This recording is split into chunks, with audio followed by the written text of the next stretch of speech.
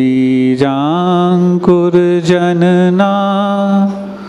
रागाद्याक्षयमुपागता यस्य ब्रह्मा वा विष्णुर्वा हरो जिनो वा नमस्तस्मै।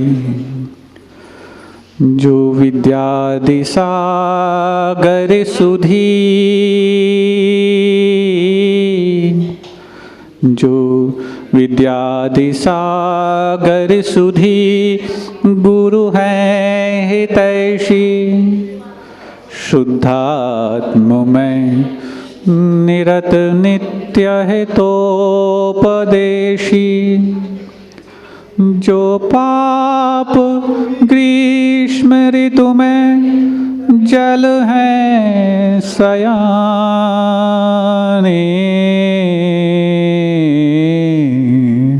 पूजूं उन्हें सतत केवल ज्ञान पाने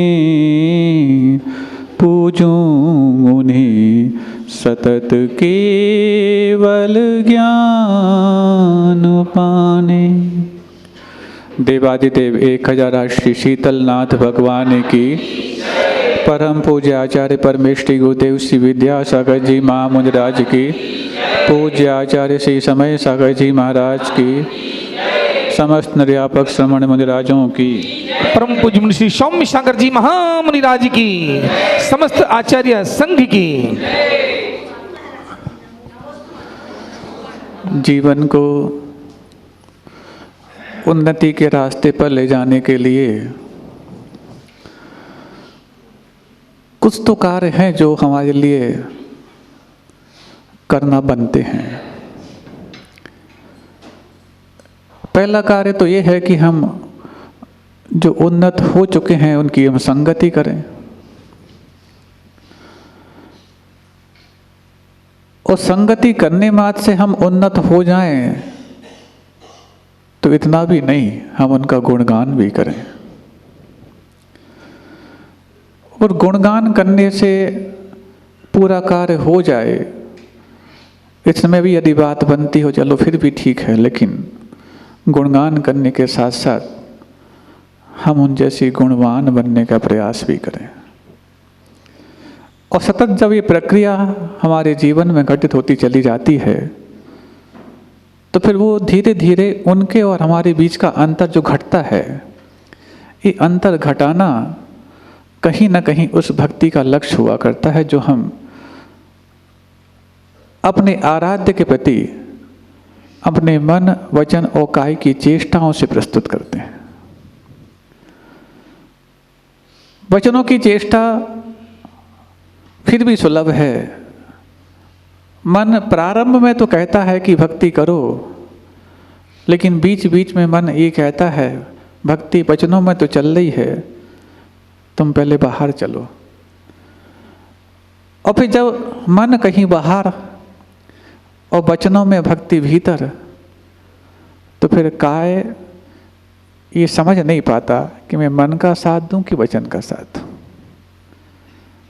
तो फिर होता ये है कभी कभी बीच में काय से वो क्रियाएं होने लग जाती हैं जो वचनों में कही जा रही, तो कई बार वो क्रियाएं भी हो जाती हैं जो मन से हो रही। पूजन आप करते, कोई स्तुति पढ़ रहे, कुछ भी कर रहे, तो उस वक्त यदि मान आपका उस स्तुति में है तब तो आपकी भक्ति की मुद्रा होगी, भक्ति की प्रस्तुति होगी। और यदि मन आपका कहीं और है तो बीच बीच में ये जो संकेत हैं कहीं ना कहीं हमारे उस मन को अनुसरित कर रहे हैं जो इस भक्ति से कहीं बाहर गया है।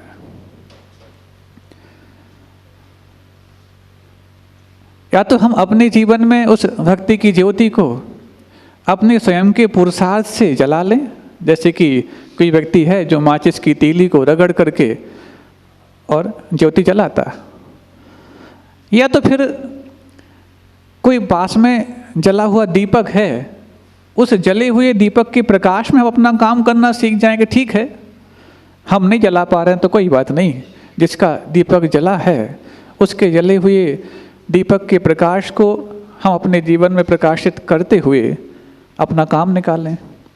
और इतना भी नहीं कर सकते तो एक काम और किया जा सकता है। ठीक है, हमारा दीपक बुझा हुआ है, तो जिसका दीपक जला हुआ है उसके पास अपना दीपक सरका दें। और इसके पास यदि अपना दीपक सरकाने का हमारा भाव तैयार हो गया तो हम ये नहीं कह सकते कि आपका दीपक तो जला हुआ है और हमारा दीपक तो बुझा हुआ है, भले ही बुझा हुआ हो। आधुनिक विज्ञान में कभी भी एक लाइट से पास खिसका के दूसरी लाइट नहीं जला सकती, लेकिन ये भारतीय संस्कृति का दीप स्तंभ है जो बुझे हुए दीपक को भी जले हुए दीपक से जलाने की क्षमता रखता है।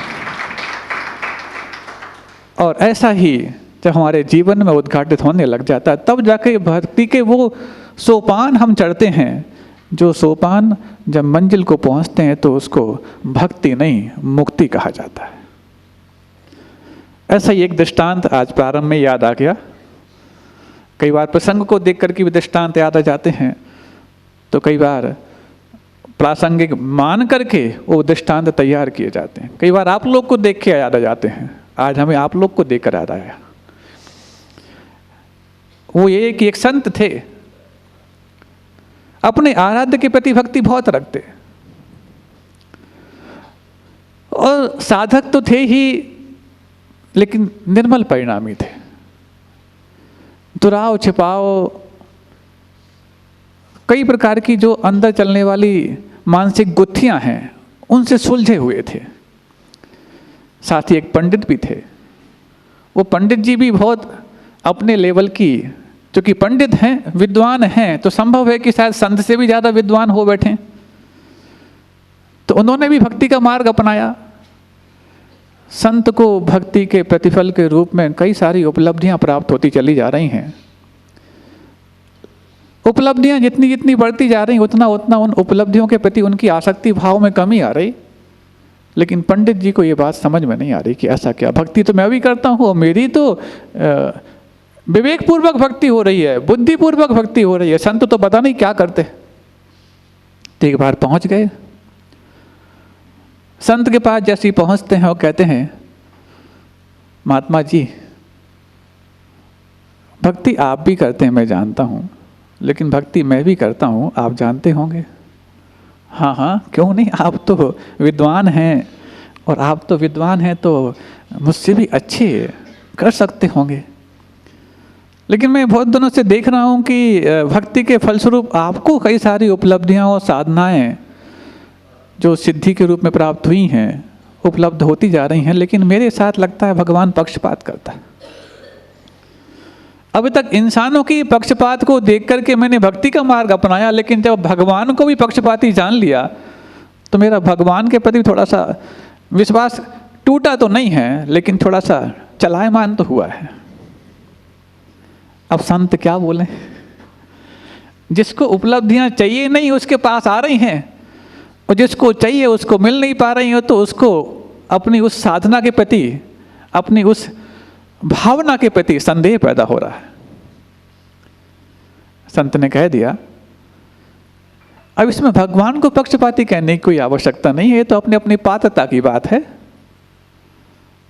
जैसे ही संत ने ये कहा कि भक्ति का फल भगवान देते हैं और पक्षपात करते हैं, ऐसा मत समझना। तुम्हारी पात्रता में यदि पक्षपात है तो तुम्हें मिल जाता है। तो वो संत विद्वान तो थे, वो तो सोचे थे तुम कुछ बोलो कि हम तपाक से दूसरा कुछ क्रॉस क्वेश्चन कर दें। और जैसे ही इन्होंने बोला कि अपनी अपनी पात्रता से मिलता है, तो पंडित जी बोलते हैं जब पात्रता से ही मिलता है तो अपनी पात्रता हम खुद बना लेंगे, फिर भगवान की जरूरत क्या है। या तो भगवान देते हैं और देते हैं तो भक्ति मैं भी कर रहा हूँ, तो उपलब्धियाँ सबको बराबर मिलनी चाहिए। और यदि पात्रता से मिलती है तो पात्रता मैं अपनी खुद बढ़ा लूँगा, फिर भगवान की क्या आवश्यकता है। अब तो संत अपनी बात में उलझ गए, क्योंकि विद्वान सुलझाने का जितना काम करता है उससे भी ज़्यादा अपनी विद्वत्ता के माध्यम से उलझाने का काम करता है। इसलिए विद्वान में और संत में एक पृथक अंतर हमेशा देखने को उपलब्ध होता है। सुलझा होता तो पंडित से वो पंडित बन चुका होता। अभी तो उलझा है, तब तो शब्दों में दूसरों को उलझाने में ही अपनी बुद्धिमत्ता मान रहा है। ये आप लोग के जीवन में कई बार देखने को मिलता होगा। भक्ति, पूजन, आराधन, विधान, अनुष्ठान, व्रत, उपवास बहुत कर रहे हो, और दूसरा व्यक्ति जो थोड़ा बहुत कम करता है, उसके पास आई हुई उपलब्धियों को देख करके तुम कहते हो अरे जो कर सकते थे वो तो किया नहीं, और भक्ति में और उलझ गए। ऐसे कई बार भाव आते हैं। कई बार होता है कि हम पात्रताओं के विवेक को छोड़ करके जब सामने वाले को मिलने वाली उपलब्धियों का भेद देखते चले जाते हैं, तो फिर लगता है पक्षपात, हमें लगता सब जगह है। वो ये नहीं देख पा रहा पक्षपात सब जगह है तो उस सब में मैं भी शामिल हूं, लेकिन वो उस सब में खुद को छोड़ के सबको देखना चाहता है कि कौन कौन शामिल है। और जब इंसान के साथ साथ भगवान को भी पक्षपाती होना उसने सिद्ध कर लिया, अब बताओ, जिस सिद्ध बनने की ख्वाहिश से उसने भक्ति का मार्ग अपनाया था, अब तो उसने भगवान को ही पक्षपाती सिद्ध कर दिया। तो जैसे पंडित जी ने अपनी बातों में उसको उलझा दिया कि जब भगवान पक्षपाती नहीं है और पात्रता से ही हमारे लिए उपलब्धियां प्राप्त होती हैं, तो फिर उपलब्धियां हम अपनी पात्रता से प्राप्त कर लेंगे, तो कम से कम पात्रता बढ़ाने में हम अपना काम लगाएं, परिश्रम करें। फिर भगवान को क्यों फालतू में दिन भर, या तो उनको परेशान कर रहे हैं तो उनको परेशानी ज़्यादा हो जाती, तो कई बार अरे चलो छोड़ो तो सही, ऐसा कुछ कर देते होंगे। हाँ, कई बार कोई व्यक्ति अच्छा करना चाहता है आपके साथ, और यदि वो पक्षपात तब करता है जब वो किसी प्रकार से कुछ झुंझला जाए, है ना। अच्छा व्यक्ति भी, आपके बच्चे भी आपसे हमेशा अच्छे की उम्मीद करते हैं, लेकिन जब आपको ज़्यादा वो इरिटेट कर देते हैं, तो उस समय आप भी उनको चलो एक आध दो तमाचे रसीद कर ही देते हैं।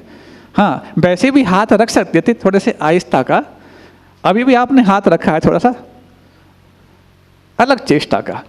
ये जो हाथ रखने के अलग अलग स्पर्श हैं, बच्चे को आपके प्रति पक्षपाती भाव आपके पास है ऐसा कहने को मजबूर कर रहे हैं। हाथ रखने में समय उतना ही लगा, लेकिन उसमें जो प्रेशर लगा है, उस प्रेशर से आपने क्या एक्सप्रेस करना चाहा है वो उसको इम्प्रेस कर चुका है। सुन रहे हैं आप लोग? तो वो संत जो थे, उन संत ने तो ये कह दिया कि भगवान की भक्ति का फल मिलता है, लेकिन भगवान पक्षपात करते हैं नहीं, हमारी पात्रता में पक्षपात होता है। तो पंडित जी बोले कि जब मेरी पात्रता से सब कुछ मिलने वाला है तो भगवान की क्या आवश्यकता है। अब ये बात जो थी वो संत को चुभ गई कि इन्होंने तो आस्था में प्रश्न चिन्ह पैदा कर दिया।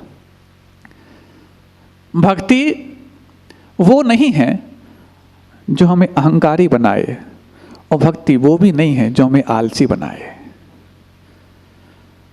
भक्ति करके भगवान पर सब कुछ छोड़ दो तुम आलसी बन जाओ, ये भी भक्ति नहीं है। और मैंने ही सब कुछ पाया है ऐसा तुम अहंकारी बन जाओ, ये भी भक्ति नहीं है। तो आलस और अहंकार, इन दोनों के बीच में से जो धारा निकलती है उसका नाम भक्ति है। और ये तट जब अलग रह जाते हैं, तट कभी धारा के साथ यात्रा नहीं करते, लेकिन तट आजू बाजू रहते हैं जो धारा को संभालते रहते कि तुम इस तरफ भी मत आना, तुम इस तरफ भी मत आना। और हम चाहते हैं कि तट भी धारा के साथ यात्रा करने लग जाएं, तो वो धारा नहीं, वो बाढ़ मानी जाती है जो तटों को उखाड़ के ले जाती है। इसलिए कर्मों की बाढ़ में जब हमारे तट उखड़ने लग जाएं, तो समझना ये विप्लव के चिन्ह हैं, उत्सव के नहीं। जैसे ही ये बात अब जब उन संत के मन में घर कर गई कि पंडित जी ने ये जो बात कह दी कि भगवान या तो पक्षपाती है और नहीं है तो भगवान की कोई आवश्यकता नहीं है, क्योंकि मैं ही सब कुछ करने वाला हूं। बात आई गई हो गई, लेकिन संत के मन में तो लगी है कि इसमें तो ये इस प्रकार की बात कह करके कई लोगों, चूंकि विद्वान है, विद्वान को वाक्पटुता आती है, और वाक्पटु यदि वो है तो कई लोगों के जीवन में जो आस्था की पटुता है उसको समाप्त करने के लिए कारण बन सकती है। तो बस एक दिन उन संत ने, चूंकि संत वो इस टाइप के नहीं थे, कई और संत होते हैं, उन संतों के यहाँ उनका अपना गृहस्थ जीवन जैसा भी होता है, तो उसने अपने बेटे को कहा कि जाओ पंडित जी से जाकर के अपन ने जो रखे थे वो ले आओ। इसी बीच में संत को याद आया, नहीं थोड़ा रुको, एक मूर्ख व्यक्ति को बोले जाओ पंडित जी से कहना कि संत जी ने अपने जेवर मंगाए हैं। अब मूर्ख को भेज दिया, जैसे गया वो संत जी ने गहने मंगाए हैं। उसका हुलिया देख के समझ गए कि इसकी बोलने की टोन ही अलग टाइप की है। कई बार मूर्ख को मूर्ख साबित करने के लिए उसका हुलिया ही पर्याप्त होता है, लेकिन हमेशा हुलिया से ही किसी की मूर्खता सिद्ध हो ऐसा नहीं, और किसी के हुलिया से ही किसी की विद्वत्ता सिद्ध हो जरूरी नहीं। लेकिन अब उसकी हुलिया भी उसके वचनों का और उसका जो एक हाव भाव था उससे लग रहा था कि मूर्ख है। कुछ बात और कही, कौन से पंडित जी ने? बोई अब बोई कौन होते हैं? समझ गया कि मैं जो सोच रहा हूँ वो सही है कि इसके पास नहीं। अब गहने जैसी मूल्यवान चीज इस मूर्ख को मैं कैसे पकड़ा दूं? और पंडित जी ने संत जी ने कोई लिख करके चिट्ठी दी तो नहीं है कि हाँ इसको दे दो ना, जैसे होता ना चिट्ठी भेज देते हैं, हवाला नंबर दे के काम हो जाता है। हाँ, तो ऐसा ही ना कोई नंबर दिया ना कोई दस्तखत किए और सीधा इसको दस्तक करने भेज दिया। तो बोले जाओ ऐसे नहीं दूंगा मैं, पंडित संत जी को बोल देना। वो लौट करके आ गया, और जैसे ही लौट करके आया तो बोलता है कि वो तो मना कर रहे हैं कि नहीं, तो मैं नहीं दूंगा। अरे क्यों नहीं देंगे? अभी तो आप जानो। तो बस सीधे जा करके वो संत उस पंडित के पास पहुंच जाते हैं कि मैंने एक बच्चे को भेजा था कि मेरे जो गहने रखे हैं आपके पास वो वापस कर देना, और आपने मना कर दिया। अरे संत जी तुम इतने बड़े संत हो गए, इतना भी नहीं समझते? इतनी मूल्यवान चीज जिसके पास थोड़ी सी भी योग्यता नहीं उसको मैं दे दूं? तो बस यही तो बात सुननी थी संत जी को। उन्होंने कह दिया, जब तुम गहने जैसी तुच्छ सी मूल्यवान वस्तु पात्रता देखे बगैर नहीं देते हो और भगवान से उम्मीद करते हो कि वो तुम्हारी पात्रता के बगैर तुम्हारी इस भक्ति का उपलब्धि प्रदान कर दें, कहाँ तक संभव है? भगवान के सामने जब तुम इतनी पात्रता बताओ कि तुम भगवान बनने लायक हो, तब जाके भगवान अपनी उपलब्धियों का जखीरा तुम्हारे सामने उड़ेल देंगे। ये पात्रता हमारे भीतर हमारी स्वयं की बनाई होती है, लेकिन पात्रता बन जाने मात्र से तुम्हें उपलब्धियां प्राप्त हो जरूरी नहीं, उसमें कुछ न कुछ और किसी व्यक्ति की पात्रता अवश्य लगती है। लेकिन ये दोनों के बीच में भेद समझ पाना जिन संतों को आता है, उन्हीं संत का नाम वादिराज मुनिराज है। अहिंसा परमो धर्म की, बोधि समाधि परिणाम शुद्धि, स्वात्मोपलब्धि शिव शौक सिद्धि, चिंतामणिम चिंतित वस्तु दाने, त्वां वंदे मानस्य ममास्तुते।